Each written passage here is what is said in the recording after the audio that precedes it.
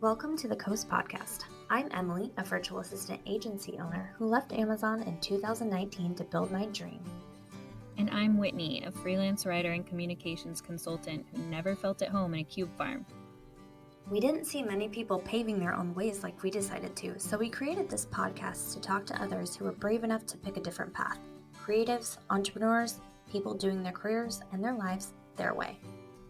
Join us as we learn from them, get inspired, and show you beautiful paths less traveled. Not every road leads to the coast, but the ones that do come with a great view.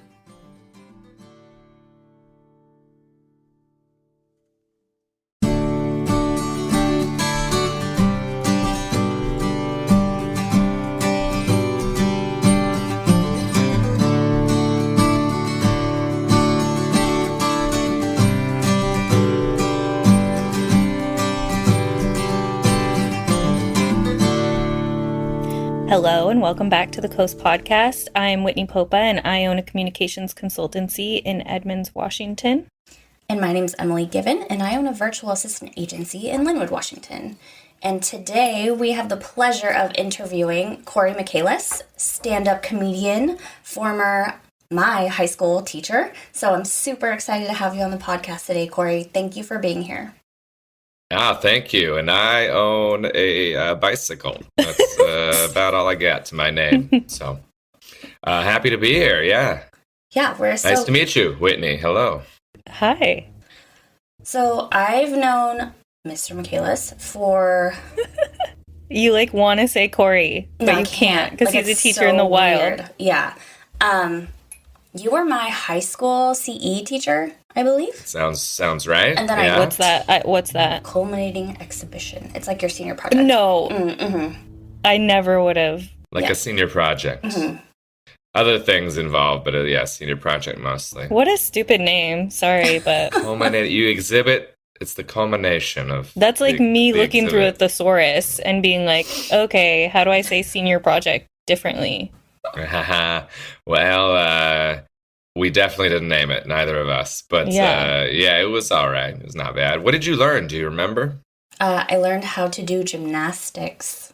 Which was that ain't bad. Kind of a dual purpose because I was cheering at the same time.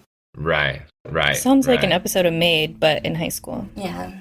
Yeah, basically. Yeah. You're onto it. It was pretty good. And then I TA'd for how old are you? 31.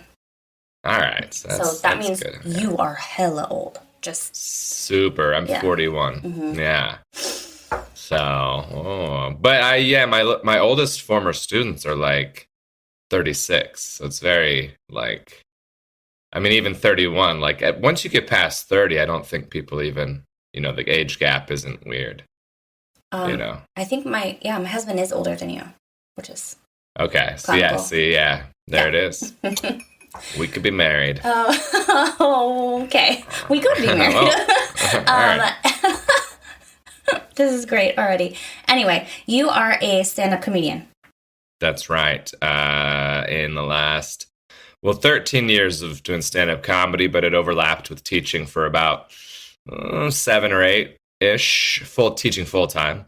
And then I quit teaching and just went full-time comedy, try out both of the lowest-paying jobs in America, see if one would work out.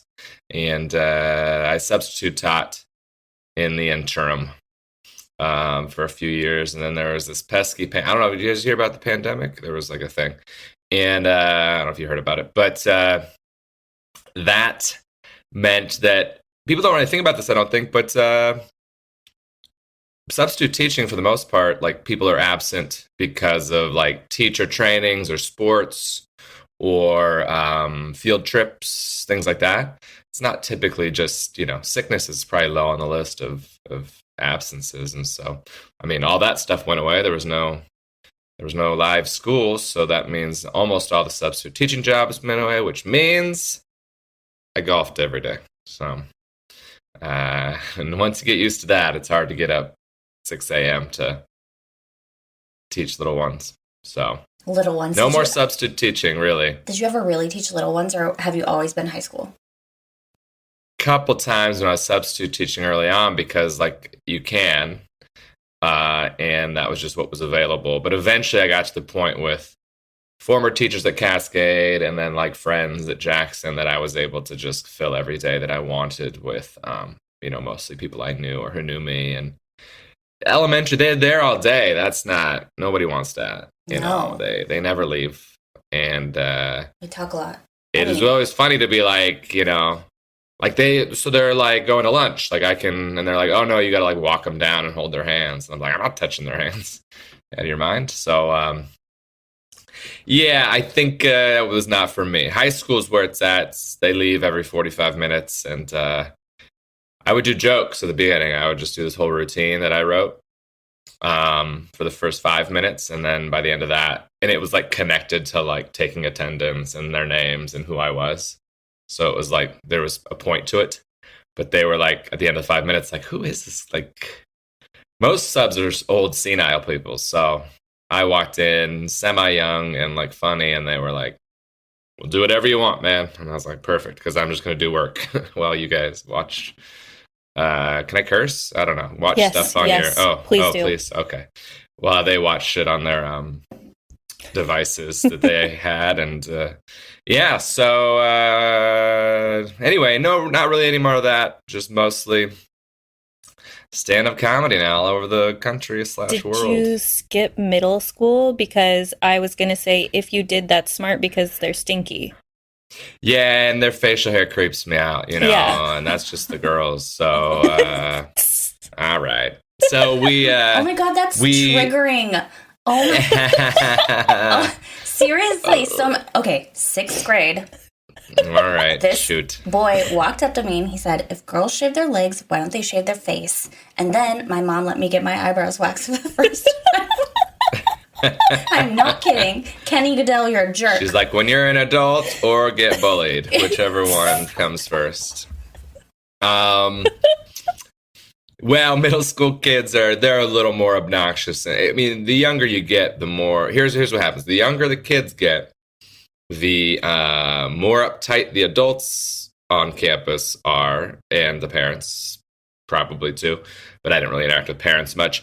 And the younger the kids get, the more supervision is required, like actual attention I need to pay to them, High school kids, seniors in high school, you go, here's what you're working on, go to work, and then they don't talk to you the rest of the period. That's perfect. But do they ever like Google middle school? You? One time I went to a middle school and I had, like I have a joke of a kid being like, I Googled you last night, like an elementary school kid. And I was like, oh, you need to go home and Google how to clear your search history and then stomp on your phone and then throw it in a river.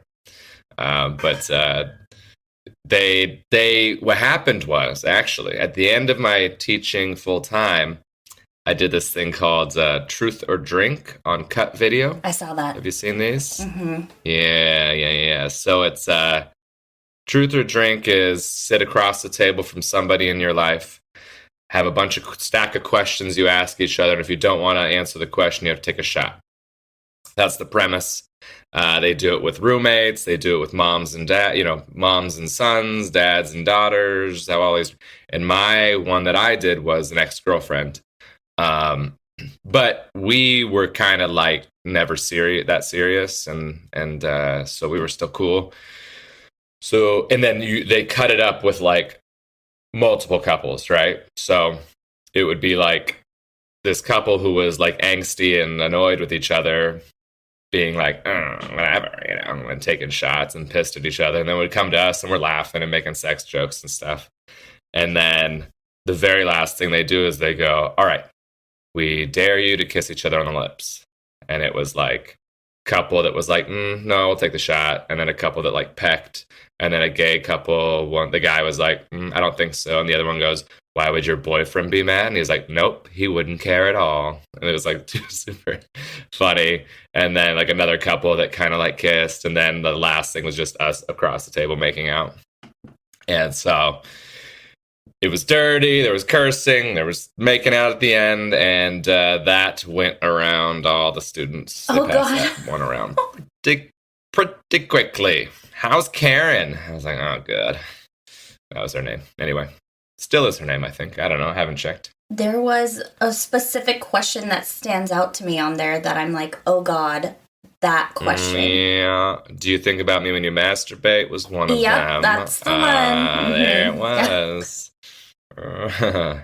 Yeah, there was jokes there. How did that go? I can't recall, but yeah, it's worth checking out.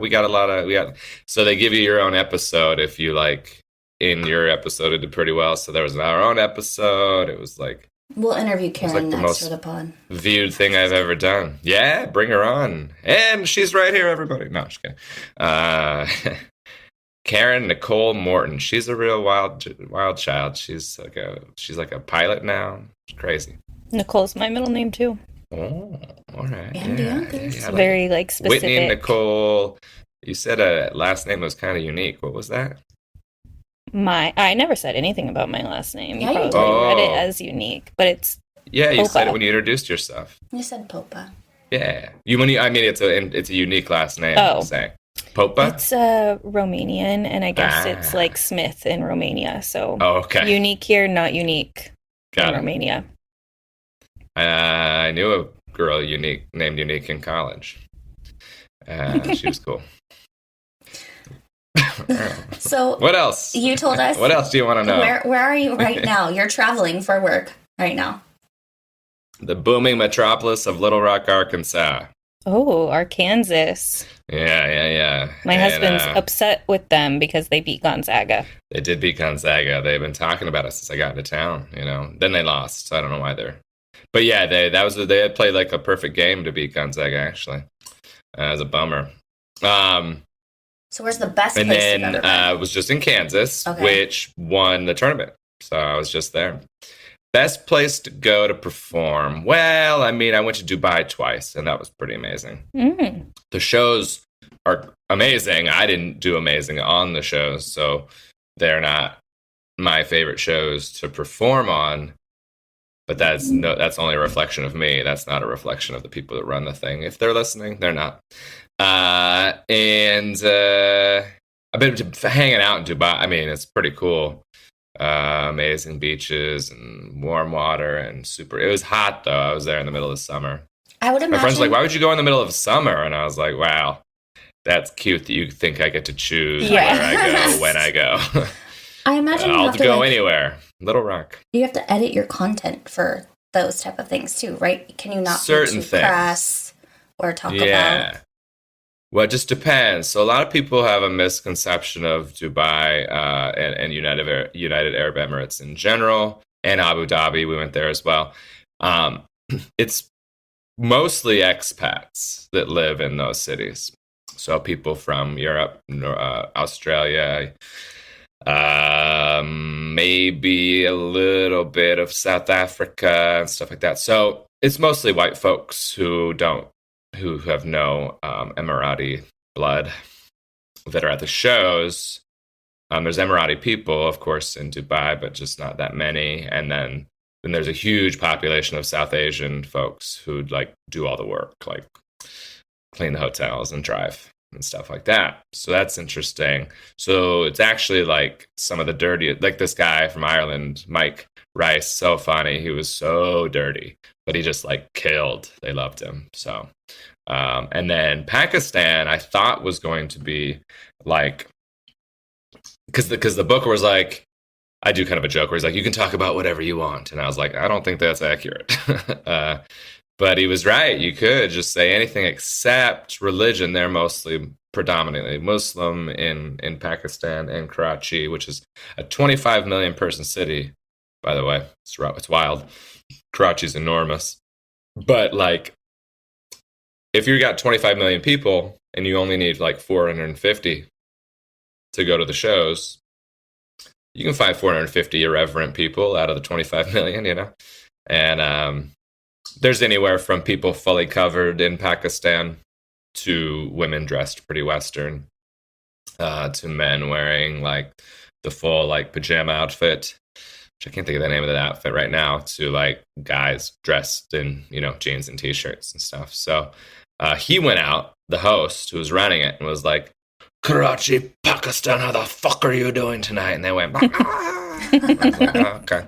I guess he's right. We can say whatever we want, but it was a lesson in relatability in Pakistan because it's not so much about dirtiness. One of his jokes that he followed with was essentially a cum joke. I mean, basically, he just said like his buddy just got married, and so they consummated the relationship finally, and he kind of winked like, no, they didn't. They probably had slept together previous, and then he said I can't remember, but a dirty joke. It was very relatable because they relate to the idea of waiting until marriage to have sex and all that. And then, but like if I did a one night stand joke, it's just not relatable. They either don't do that or they're not laughing about it sitting next to their sister. They pretend like they don't do it, So there's no alcohol allowed anywhere, but we had alcohol. We found it and we were able to have alcohol. And then we went to this like after hours party that had like karaoke and a woman offering us hashish and a bunch of cocktails. It was the first time we had drank water out of the tap because it was ice, the ice in the cocktails, and it made us all sick because we were like avoiding water the whole trip. And then we had cocktails that were made with ice, not thinking, and we all got sick. But yeah, they were like, and then there was like a group of women there who were like pretty, like a lot of them smoke cigarettes. That's pretty common. A lot of them were kind of flirty and stuff. And we were like, and then the host guy was like, and we were staying in what's called a men's club. So it's like a hotel, but only men can stay there with wives or by themselves. No women can stay solo or no women can stay. Like certainly no people who aren't married can't stay in a room together. And he kept being like, you guys gotta take one of these women back to your hotel. And we were like, no, are you out of your mind? Also, we were all taken at the time, but we were just kind of like, no, I don't even know where to look when I'm speaking to them. Like, can I look in your eyes? Is that a lie? Like, it just is very uncomfortable. So anyway, Pakistan was relatability. Dubai, say whatever you want. The only thing I've ever done that was relatively popular was called dry bar comedy, and that's the one where you got to be clean. It's filmed in Utah in front of an audience full of Mormon people, and you got to be squeaky clean. Mormons. I love them. I love them. And even that, I was allowed to be. Actually, probably the cleanest I have to be is college auditions. College campuses, you can get away with stuff because once you get to the school, it's kind of like you just feel your way through it. But college auditions, they're around the country. You go and you got it. It's all the college kids and their advisors, and you're doing 10 minutes like after a poet or whatever because they have all the different types of entertainment that they're choosing from for the year, right? They go to this big conference and they go, all right, you're going to come and do comedy. This band is going to play in February. This poet's going to come to our afternoon thing that we do once a month or whatever.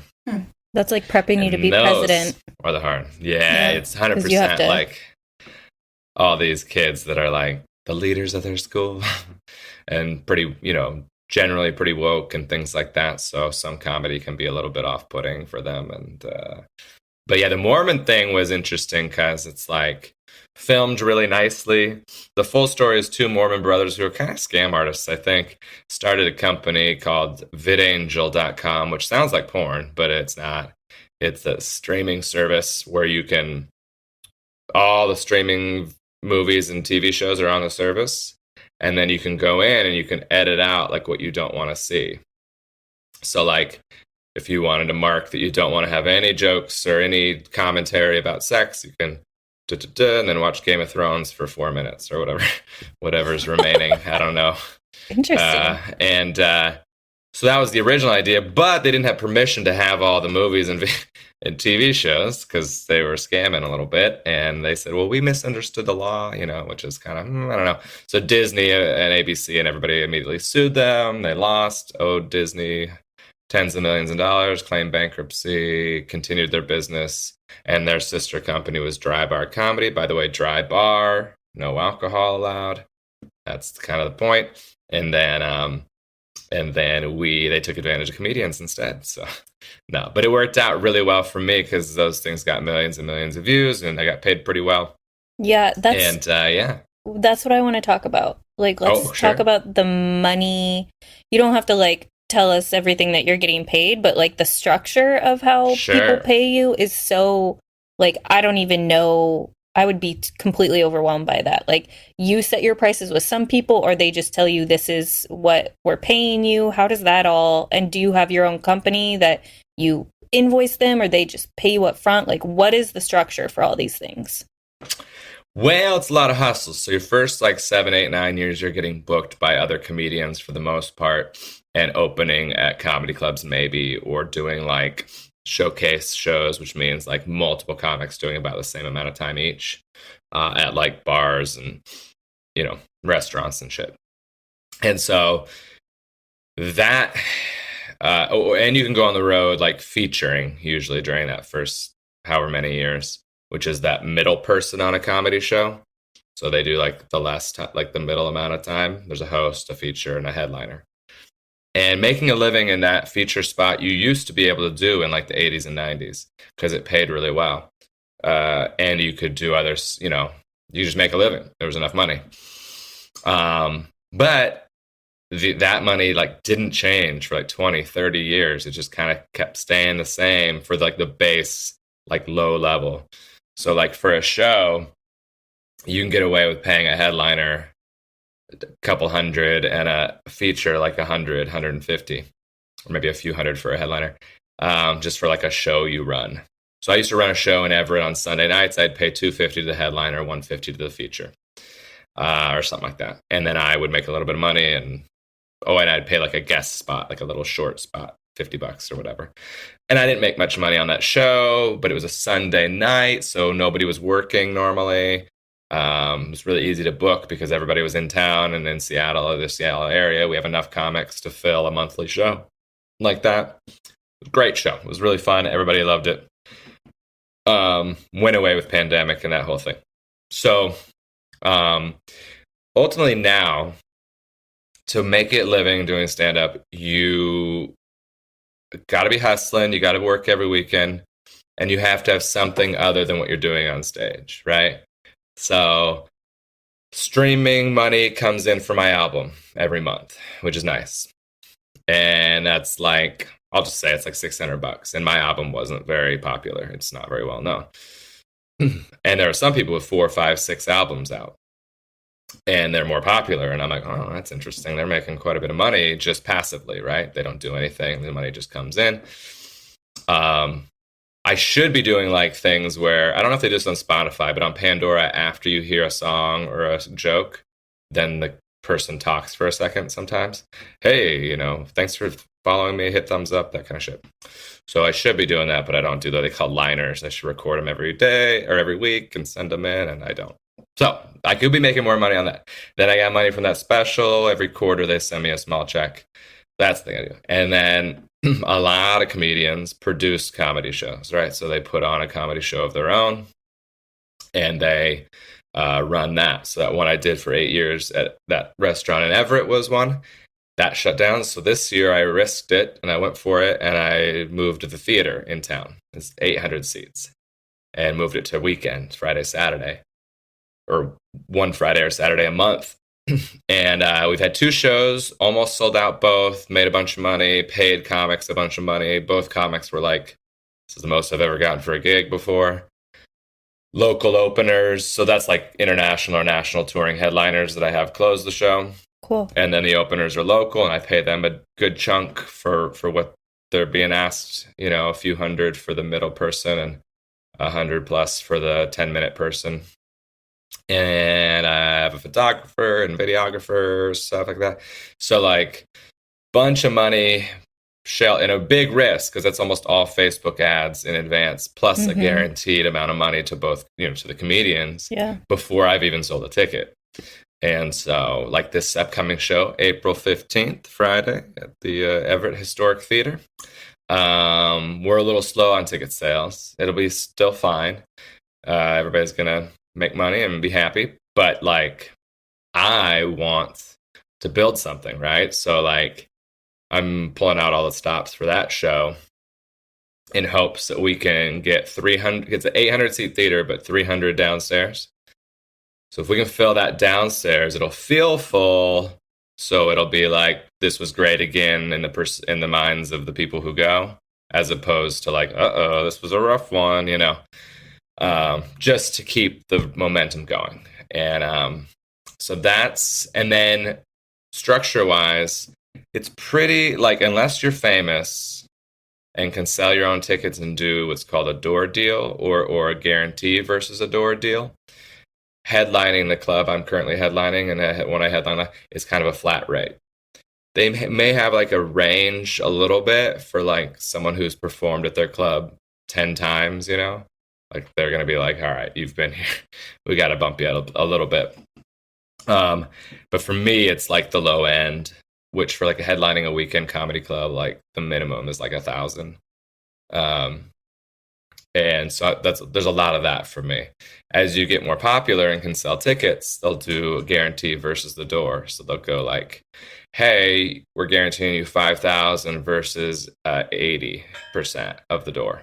So whichever is higher. And then that gives you motivation to try and sell tickets, of course. Because that 80% of the door, let's say 5 shows, 250 seats. So that's $1,250. So that times $20 ish a ticket is like 24. It's a lot of money, 24,000.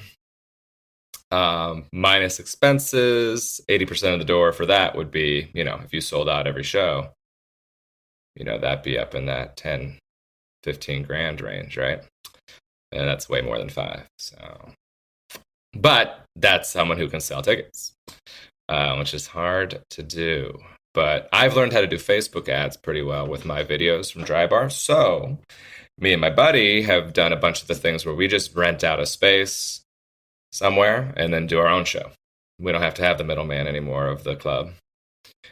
So, a regular month for me is one weekend home in Everett doing that theater show on a Friday or Saturday. The other weekend night of that week, I try to fill that with another, like, pick something up in Bellingham or Renton or something in Washington. Another week on the road doing a club. Maybe 2 weeks a month on the road doing a club.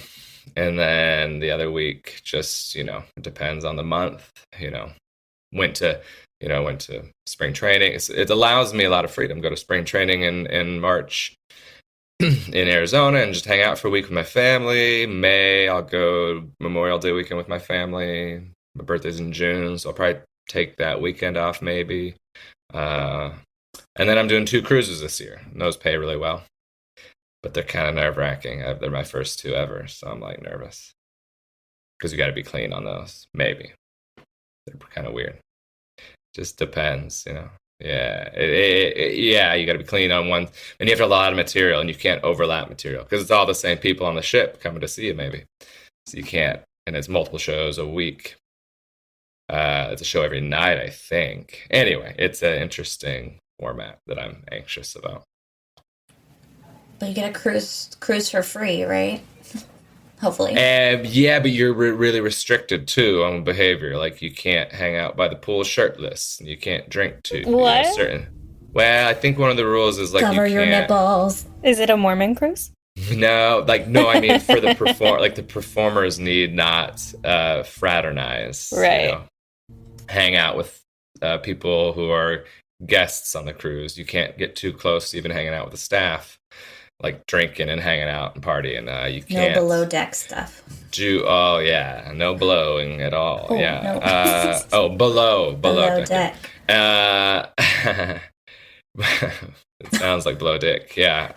But yeah, you can't do any of that. You can't have anybody near your room or in your room or anything like that. You can't go in or near anybody else's room. I don't know if you can do all the activities. I hope I can Jersey Boys is going to be on my cruise, so I hope I can go see the Jersey Boys. There's like a cover band for the Beatles on my cruise, so hopefully I can go to that. There's a race car track. I'll have to do that. Spa, I'll do that. But I anticipate spending a lot of time working and just maybe working out and going to the spa and just staying away from everybody for my first one, Yeah, because it's kind of like a little water prison. Yeah. And it's Alaska, so it's not and it's Alaska cruise in April, so there's not a lot of like outdoor. You're not gonna spend a lot of time outside. So it'll be interesting. I don't know. I'm nervous. I went on an Alaska cruise in June, and it was like amazing. But I think April's different, obviously. But it was really April's a little, April probably 50 to 55, I think. But yeah, June was probably, and it was probably light all night long almost, right? Or something. What months is it light all night? I don't know. Summer? End of summer, Yeah. I think. End but of summer? yeah, Yeah, okay. that's Not quite the June. only cruise I would go on. I'm very cruise averse. Ah. I'm afraid of cruises. You haven't been, Emily? You've been? I still want to die. Is that common? I don't Pushed know, over the edge? You listen to too much true crime, maybe. Titanic and shit. I don't know. Oh. Well, also people get food poisoning and I don't know. COVID spreads through the entire ship. Yeah. What if there's a COVID outbreak? Uh-oh. Yeah, we actually spend a fair amount of time like boating around, but and like boats that you can sleep on. So I don't know why I'm anti-cruise at this point, but I'm just, I don't know, they freak me out. Yeah. Except for Alaska, I would do that. Do it. April 23rd to 30th. Go for it. Yeah, we watched Titanic with EJ, and it's like the end of the movie, and like the bodies are floating in the water, and he's like, "Mom, are they dead?" And I'm like, "Not all of them." Like 50%. Some are just dying. Ish. Yeah.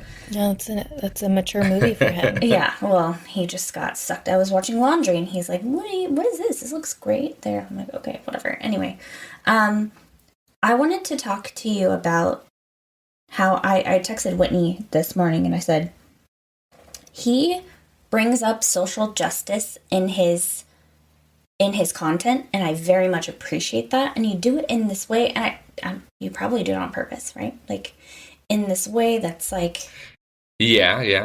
Yeah, I love that about you. Like, do you have a philosophy behind that, yeah, or does it just come up naturally? I'm it's tough to be. Sometimes I recognize in the world, you kind of sometimes you need to be quiet and listen, especially when you don't. I have no underrepresented group that I'm defined by.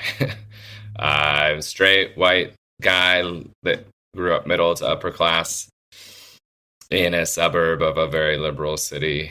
So like I'm able-bodied. So I recognize that. That said, I got a degree in history and social studies. I taught history for years. I taught a class that was for underrepresented kids to go to college for 6 years. It's called AVID. It's this kind of cool class where you keep them all 4 years for one period a day and encourage them to be college eligible. They don't have to go to college, but if they're college eligible, then they're eligible for almost anything when they finish high school. And those were all kids who were first in their family to go to college, or students of color, or students who were underrepresented in a particular discipline, like a girl who was very interested in science, or had a special circumstance at home, or all those things. And so I kept them all 4 years of high school, and then I learned American Sign Language. I went to a community college, which is very, very diverse in general, but in Seattle, super diverse, and learned a lot there. You have to take multicultural studies classes to finish a community college. So I was really happy to have done that because the other option might have been where I ended up when I transferred, which was a conservative Christian college, because I was involved in Young Life, and I was kind of a Christian kid by my own choice. My dad was so disappointed. You're not going to have sex or drink? And I was like, because Jesus says. And he's like, oh, not even fireball and fingering? And I was fascinating. Like, nope. So I spent several years helping, going to that school, being involved in Young Life, leading Young Life, recognizing the whole time that I was quite a bit more liberal than most of those folks in terms of social issues, especially, and probably most political issues. But so I try to drop a little thing here and there when it's on social media, mostly when it's valuable. My comedy is a bit irreverent. The interesting about comedy is like, if people know you're being tongue-in-cheek and absurd, then that, in my humble opinion, is good for the advancement and progression of social issues. Because you're essentially saying, this is so absurd that it's humorous. Now, if there's a hint that you think that thing, then it makes people kind of go, I don't know about this.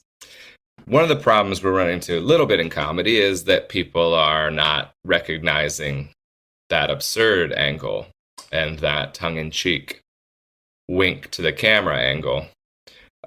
You see it a lot in, like, people talk about, like, The Office. You couldn't make The Office today because of all these racist things they did. And it's like, well, no, Michael Scott was an idiot, and we all knew he was an idiot who meant well. So The Office doing those jokes is, in my humble opinion, going, yeah, this is insanely absurd that anybody would ever act this way, but people do act this way, and it ain't good, which I find humor in. The problem is that people laugh for the wrong reason, I guess, but I mean, I don't know. What are you going to do about that?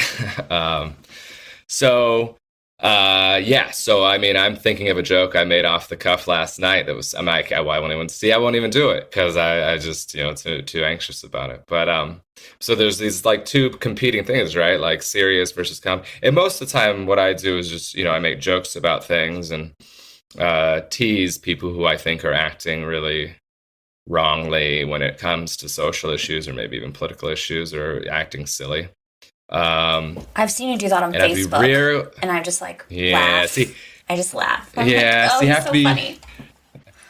I have to be real careful to not be condescending because that's already a thought of liberal folks, is that they can be that way or be whatever. And so I try really. I've slowed way down the last few years because I used to get in like arguments on Facebook quite a bit, and it was a huge waste of my time. And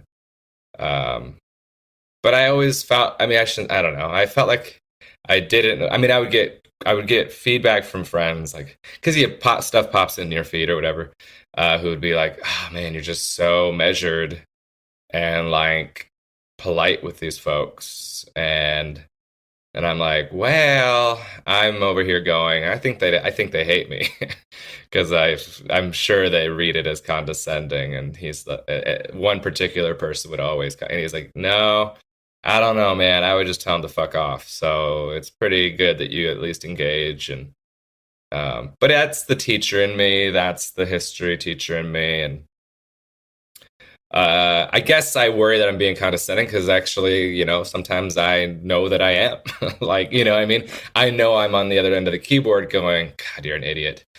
But let me say this in a measured way, right? So I guess that's where that insecurity comes from. And I had to slow it down. But one example that was funny, I guess this isn't really particularly like an underrepresented group, but I mean, it was COVID related, right? Like I was out at a golf tournament.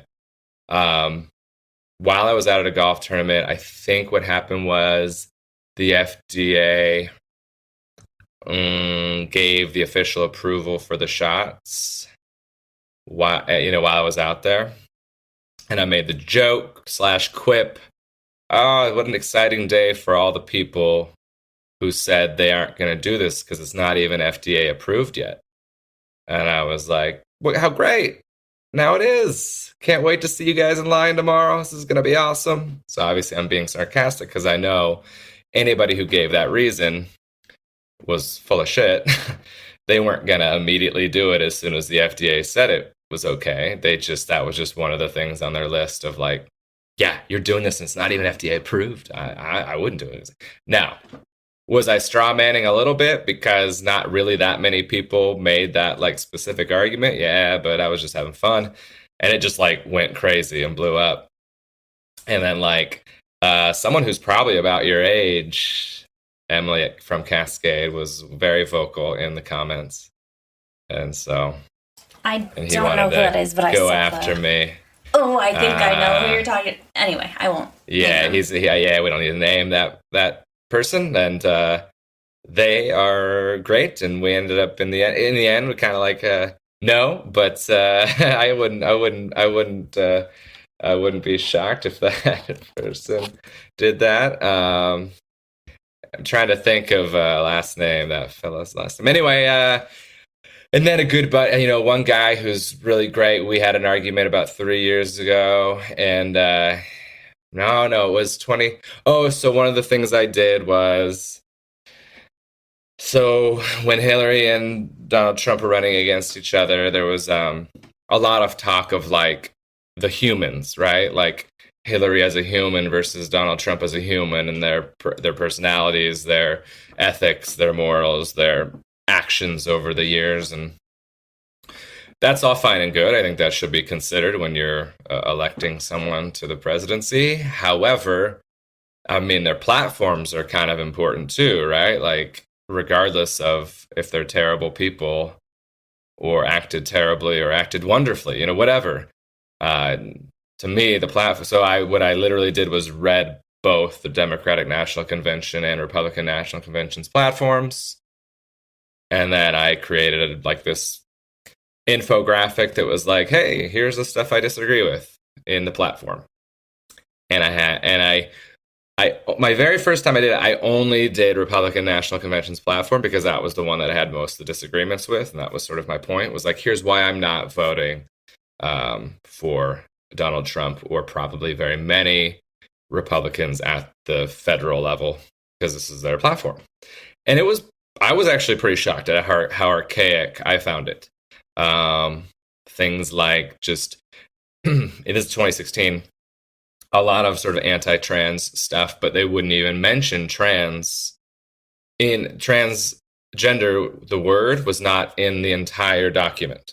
They wouldn't even put the word in because a lot of those folks want to act as though that's not a thing, that doesn't exist. There was push to make English the national language, which was like, that's still not a thing. I didn't know you guys were still fighting for that. There was a lot of sort of anti-gay rights stuff that was surprising to me, even though I know, because a lot of times we go like, well, that's the edges, but it was in their platform.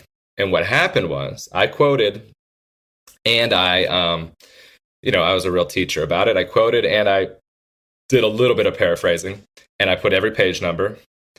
And I had a lot of right-leaning people come at me like, that's bullshit, that you're making that sound different than it is. That's not in there. I went to that page. It's not even in there. You're being disingenuous. And I was like, I literally put page numbers and quotes. And in spots I had to paraphrase but I did not. This is your platform. This is your thing that you're about to vote for. So isn't this telling that you're like, that's not in there. I don't like that. That's bullshit. I was like, see how you're upset with all these things? So then in 2020, I did both side by side. So people would be less whatever. And there was just less things in the Democratic National platform. And that's because I lean that way. So it was less things I disagreed with. And there was some things I was like, I don't like that. I don't agree with that, whatever. So I don't know. It's, that stuff's time consuming, but then I do it quips on like Instagram stories maybe, or like occasionally in a Facebook post. I'll tweet stuff and then screenshot the tweet and post those on Instagram and my Facebook like fan page or whatever. But I've pretty much moved off of my Facebook friend page almost entirely. The only things that go on there ever are like a family thing or like something Everett based, because most of the friends on Facebook are like, or not most, but a lot of the friends on Facebook that probably are in my algorithm or whatever. In fact, I was supposed to post something before we started, and I forgot, like an idiot. But I can do it after we're done, maybe. Yeah, Anyway. we have the same stance on personal Facebook. I actually only use it for like groups that I'm in, and I still lightly manage social media accounts for some of my clients, so I have to be there. And then like I you do said, Facebook running ads. So yeah, I gotta have but the fan page, like that's where that's all comedy, all jokes, even. And then me and my buddy have a podcast called Homeschool that we do every week, and that's jokes that we write during the week. So a lot of those are social, are like, you know, current event type stuff, which generally are going to show which way we lean, because, you know, that's just how jokes work. You're trying to be honest in your premise. So they can come, you know, they can be jokes that lean a certain way. And then in my act, I have a few things. I have a joke where I make fun of Trump, but I don't say his name once in the entire joke. Nice. And I actually reference how I don't say his name, but everybody knew what I was talking about. And isn't that telling, you know, basically. And then I wimp out and I bail out at the end and do a funny line where I pretend like I was talking about Hillary. So it's a whole misdirection thing that's fun. But yeah, I'm not trying to. I've been saying lately, like, I do like 4 or 5 COVID jokes near the beginning just to kind of get them out of the way. And they like bounce back and forth between like I do a joke where I go like, got vaccinated and boosted, you know, I wanted that software update. And then people they laugh, but they kind of go like, is he think there's a, you know, like, is he being, how sarcastic is he being, you know? And so lately I've been saying, which way does this guy lean? And I go, doesn't matter, just have fun. It doesn't matter which way, especially when I'm down south. I don't want them coming after me for I lean west. Down here, they think I'm probably like, you know, a communist. So, and it's not even that. Like, you know, Little Rock and Wichita are, you know, they're cities, so they're a little more liberal than the rest of the state, just like any state. But yeah, I usually just kind of like subtly talk about politics, and my buddy's not whole act right now, but a big part of his act is like political jokes, and I'm like, all right, if you want. But he's very good, so it works. What is your other podcast, though? Oh, I interview strippers. It's called Stripper Whisper. I'll interview anybody in the sex work field for the podcast. And when I was initially starting, so it's hard to get the interviews, right? That's difficult. Because I'm either sliding into Instagram DMs or asking in person at a strip club. So for the first like 2 years of me trying to kind of like gather interviews, there was a lot of like, hey, so I got this podcast in my hotel room. And they're like, oh, sure you do. Do I have to go in your van with candy in it? You know, so, but I was able to, through some actual friends and who dance, and then also some like recommendations by friends of people, I was able to gather enough interviews, because it was also not released yet, right? Like I was building up the interviews, so like I couldn't even send like a link to listen. So as far as they were concerned, this was just a bullshit fake thing to hang out with a stripper. And then I knew early on that it was important to make most of the premise of the podcast, like listeners want to hear crazy stories, right? But strippers are like, yeah, I want to talk about how we're typical people who need to be treated as such.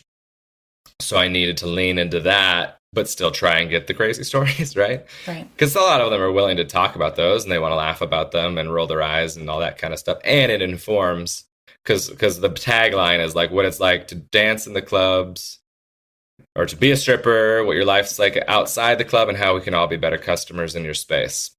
And so the better customers in their space, obviously we can get some wild stories out of that. And I've learned to phrase like those questions more like, what's the wildest or craziest thing you've been asked to do, is how I phrase the question typically, because then they don't have to reveal if they did it or not did it. And it's like the person, it's on the person who asked as opposed to on them for being whatever, too crazy or wild or whatever. Because even those wild stories of like, even those, I mean, I guess as long as it's legal and within the rules of the club, like whatever, go ahead. Like a lot of it is like, hey, will you smell my arm? Can I smell your armpits and that kind of stuff? And but most every woman just says, be a good customer, pay me a bunch of money, and don't touch me. That's which every guy who listens probably is bummed out by that answer. I like that you're giving sex workers a platform and like humanizing their work and their experience. Yes, that's why I wanted to bring it up, because it's so important. At first I saw like stripper worshiper podcast and I was like, oh my gosh, like what is that about? And because I knew from knowing you that there's like a deeper like underlying. Right. It wasn't going to be like trivializing or right. Taking advantage of them or whatever. So, but I gotta be, it's all these, it's the same stuff. You gotta be careful too, because it's like, am I really the right guy to do it? A straight white dude, who some people probably think's a douche, but I had the idea, so fuck off. I'm doing it, and I can lean into, as the host of the podcast, being like, teach me, like I'm a typical customer. So, and then what I did recently was secure a co-host. So next season, we'll have a co-host who's a stripper, and she's really great and interesting. And then also she has taken over a lot of the duties of booking. So that's a lot easier now. And virtual makes it so much easier, obviously, to talk to people via instead of like literally having to be in the same room with them when they don't know me. I mean, I've been to women's houses who literally have never met me, and their kids' toys were on the floor, and they had to pick their kid up right afterwards, and they were probably like, I guess you can come over and interview me, so, and then every guys, oh yeah, so strippers, huh? I'm like, well, it's just like, I'm just talking to, in my experience, in going to clubs. First of all, going to clubs when I got divorced, when I was on the road and stuff, was like just kind of a fun thing to do. But also, I was very inexperienced. I'd only dated, and my wife was the only person I'd ever slept with until I was 34, because we were high school sweethearts, and I was faithful. So at 34, I was like, I don't know what I'm doing. And so like on the road I go, and I learned like, oh wow, they're like very typical women, but also their job is very similar to stand-up. Working at night, doing an act, relying on customers to behave in a way that's appropriate, and also supportive nightclub environment, just out late, daytime, whatever, doing other stuffs. And then I was like, a lot of these women seem like just as or less promiscuous than any other woman their age, just as or more sober than any other woman their age, much more defined relationships than most of the women their age, in terms of like knowing that they're in an open thing or not an open thing, or with a woman or with a, all that kind of stuff. So I was like, well, this isn't fair that we talk about them so shitty. That's not cool. So I mean, it's similar to like people being like, oh, all comedians are sad and want to kill themselves, right? And we're like, no, I'm super happy. I love my life. It's great. It's so fun. But there are folks, of course, who do that. But any more than another job, I don't know. Maybe a bunch of plumbers want to kill themselves too. But that's pretty dark. They make really good money. They do. And garbage people supposedly do. But anyway, so I was like, let's do this. And now, with the co-host, the ability to do it virtually, so much easier. And we have some saved up. We could probably start season 3 here soon, actually. So add that to the things to do. But yeah, I'm not trying to be Captain Save a Stripper, but at the same time, I know that that's what will be appealing to them. And I don't mind, talking to people who are cool and pretty women. That's why I did this podcast, because I want to talk to two pretty women. So, Oh, thank you. I can't wait to listen to that. And since we only have a few minutes left with you, what do you want to promote? Where can people find you? Yeah, well, it's at Cory Michaelis Comedy on all of the things. It's Cory Michaelis Comedy. And like we said, Cory Michael is comedy. Cory That's how I read Michael it. is comedy. I probably should have changed my last name when I started comedy, like Cory Michaels, and just make it easy on people. And then I could have separated it from teaching and all that stuff. But it ended up working out, unique name or whatever, and people probably think I got fired from teaching. They probably are like, oh, But I just quit. For the record, he quit. Do comedy full time. Yeah. Well, and speaking of Mormons too, that's kind of a Mormon name, Cory Michael. 2 first names. Oh, if we wanted to go down that route. Michael. Maybe I should just go full Mormon. Maybe I should convert, become a Mormon comic. Well, then I'll convert to Mormonism. Yeah, you could have a porn addiction. Be the Mormon comic, and then I'll have like a crazy controversy. And then, I already have the porn addiction. and then I can like pop out of that. And yeah. I saw I probably shouldn't say it. I saw that one of my favorite porn stars got engaged today. I was like, So sad. That's a sad day for you. I know, it's upsetting. No, anyway, so it's Cory Michaelis Comedy on all the things. Instagram's probably the best. Facebook fan page is great. OnlyFans. I have one, because you have to have one to look at other ones. No. A guy offered me money. I sold a picture of my to a gay fella on OnlyFans. Did you really? Yeah, $750. Amazing. I wish that was every month. That'd be great, but it's just one time only. Dang. Do you have to like list services on that, or they just get in your DMs there? $750. So if you follow people on there, they have multiple different. Because I'm on it because of the podcast. Also, just whatever, like I said, other ones. So I'll like follow for a month a woman that I interviewed to be supportive. That's a work expense. And whatever. Yeah, exactly. And then they have different business models. They have some where they have a free feed, and where the DMs is where the money happens. Some have a paid public part of their feed, and they show like a little bit, and then you pay in the DMs. And some people have a paid feed and have a lot of like almost everything is there in the feed. So yeah, it's an interesting business. I think it's fascinating. Intriguing business thing. Yeah, yes. It's very fascinating. And I've always thought all women should do something like that that's at their comfort level, because you can be very, very you can be not very sexual, even. You don't have to be sexual and still make some money off it.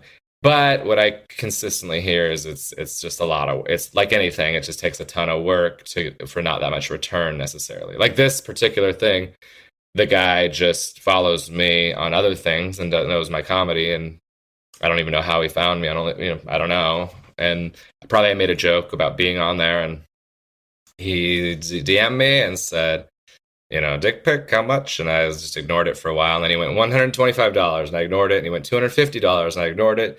And he wrote $450, and I was like, all right, we can talk. And then we landed on $750. And amazing. Had to have my face in it though, so it could be interesting. It's probably out there somewhere.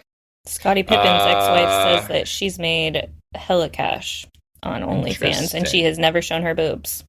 See, that was that. So that caused some controversy initially. Not her particularly, but like one of the former Disney gals who's like an actress and is relatively famous, and I can't think of her name, but she announced she was going to go on OnlyFans, and she I don't know that she ever said she was going to do anything nude, but I think people probably assumed, or maybe she kind of hinted, and then she just did like basically bikini stuff that she could have done on Instagram for free, and people were very upset. And then they requested money back, and it caused OnlyFans to change a lot of their policies, which hurt sex workers, their new policies. Like they cap the tip amount at $500, So this guy couldn't even pay me on, only he had to pay me off OnlyFans because the tip max was $500. So a lot of sex workers are really mad at like these actresses or famous people who just hop on, make a few million. Bad Baby is one, I think, who isn't she the Cash Me Outside girl? And she raps. She went on, I guess, made a ton of money or makes a ton of money. And I don't know if what she does. I don't have any idea. But yeah, a lot of the sex workers are like, you're ruining another space for us. Like, this is a space where we were able to go and have this, but now we have all these limitations because you have you famous people screwing it up. But I guess capitalism, right? That's what's funny about. Nah, I won't get too deep. What's funny about a lot of folks on the right is they get mad at a lot of things that I'm like, that's your favorite thing, capitalism. You love it. You they love their freebies. Yeah, they love their freebies, but not for other people. Yeah. Anyway, so I'm on but no, Instagram, that's Instagram, maybe Twitter, maybe Facebook. And I travel all over the country, so you'll be inundated with tour dates. Tour is too strong of a word. I'm on the road. And if you happen to be anywhere near Everett, I do a show there once a month at the Historic Everett Theater, everettcomedy.com. Cool. We'll bring my crew. Whitney, where do you live? Ish. I live in Edmonds. What's your address? Okay, there you go. Yeah, Just close. Yeah. Specifically. Yeah, exciting. Great. Well, thank you so much for having me. I really appreciate it. It was really fun. Thank I you. talked too you. much. I'm sorry. It's okay. No, we love a to lot, talk. too. Yeah. All right. I'm Yeah. blabbed. You're never too much. All right. Okay. Thank you. Okay, well. You don't need to go see your therapist now. Emily, Like 31. Let's. What? 31. Mr. Therrell, was he still around? Yeah. Mr. Therrell was probably one of his last years. Yeah, it was. I think. I have a joke about Therrell now. He called me a few weeks ago, and he's like, "I got a story for you to tell on stage." Oh, That was like a few months ago, actually. Stencil. But pretty fun. Stencil, yeah, Stencil's a good buddy. Good times. Yeah. Love it. Well, I got to do another podcast in a little bit here, so I guess I got to go. Well, thanks for being here. You're the best. Yeah. And we Trying. support all sex workers. You heard it here first. Yeah. Even the ones that only sell one pic a year. Yeah, like you. Thanks, guys. Thank you. Bye. Bye, everyone. This episode's music was provided by Sloan Best. And editing provided by Kayla Shu.